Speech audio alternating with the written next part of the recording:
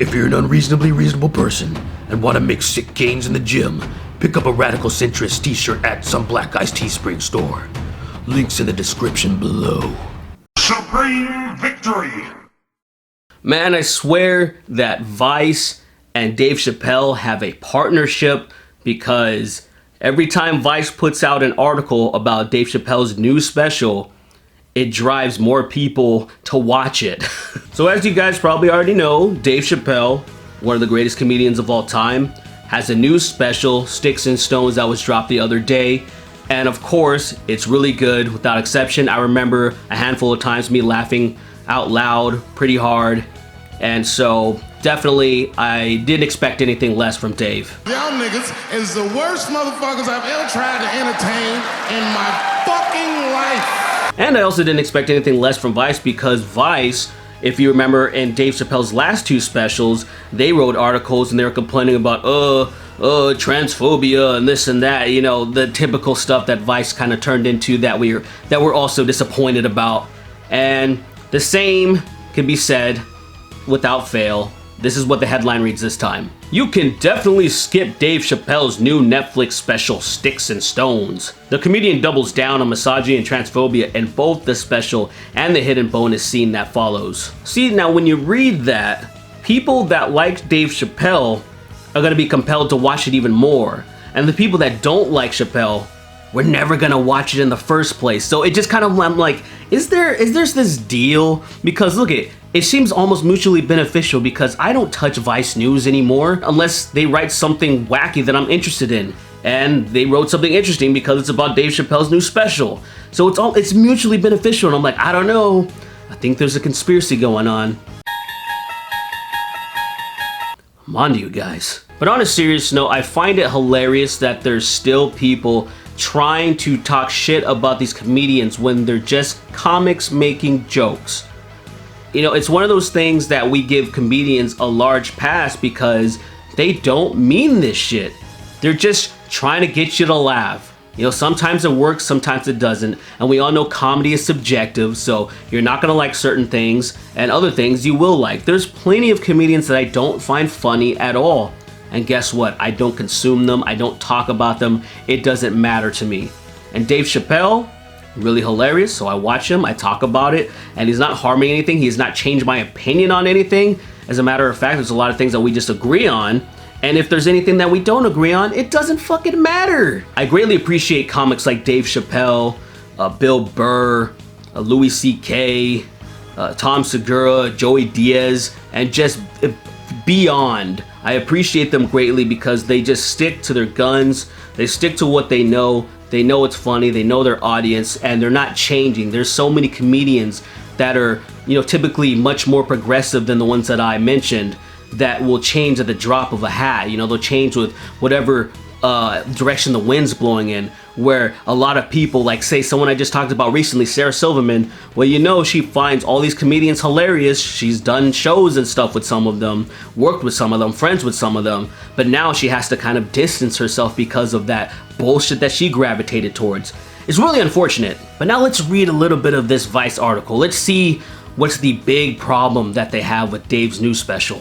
Chappelle's controversial 2017 Netflix specials like The Age of Spin, Dave Chappelle Live at the Hollywood Palladium, and Equanimity and The Bird Revelation honed his voice as a comedian wary of progressive criticism. At one point in his routine, he says he doesn't believe Michael Jackson molested young children. I see, you guys saw the HBO documentary and you're like, that's it, smoking gun, nothing else, I don't need to see anything else, I don't care about anyone bringing anything else to the table, but I call bullshit. I say you need to look into it more, and I'd implore you guys to watch a 3-part series by the guy Razorfist, aka the Rageaholic. He has it on his YouTube channel, and it kind of dives deep into a lot of accusations against Michael Jackson and how interesting and weird the documentary is itself, and it may make you question a lot of things that you now perceive as truth. Chappelle also returned to his now infamous obsession with making fun of trans people, saying, "Trans people hate my fucking guts and I don't blame them. I can't stop writing jokes about these niggas." You know, I love that it's totally fine to make fun of white people, to make fun of black people. It's totally fine to make fun of rich or poor people. But once you touch and he talks about it, the alphabet group, and he's referring to the LGBT, that's when it becomes off limits. It's like, these people, this protected class, you can't make fun of them. And it's like, why? Are they not people?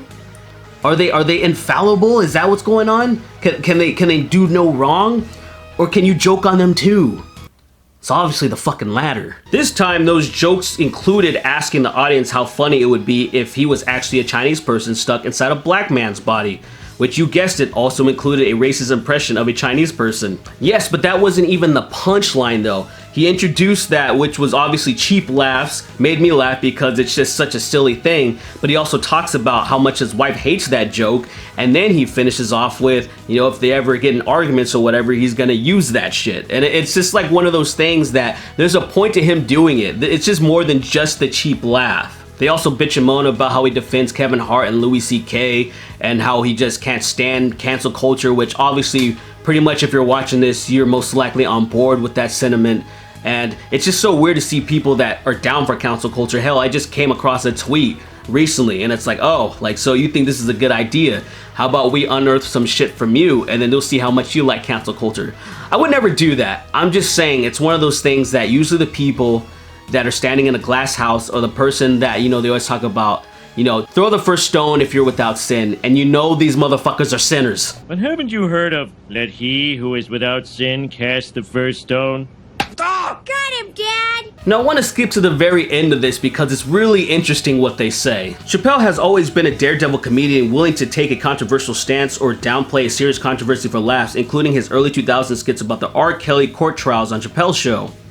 But now he chooses to blatantly ignore the historic criticism against his style of comedy and new, loud and clear criticism of the trans community.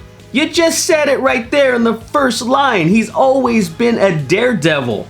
So why is he gonna shy away or listen to this criticism? Because that's not what a fucking daredevil does. Just imagine legitimate daredevils like Evel Knievel. Just imagine he listens to the criticism. People are like, hey man, I don't think you should do that dangerous shit, you know? And all of a sudden he's just like, oh, you're right. And then he just goes home and then, I don't know, he fucks off into the sunset. I don't think so. That's not what daredevils do.